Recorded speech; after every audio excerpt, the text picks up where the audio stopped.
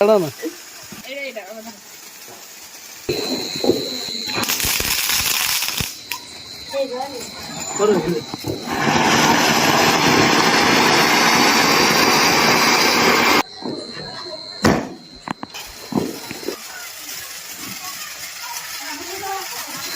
যাওনি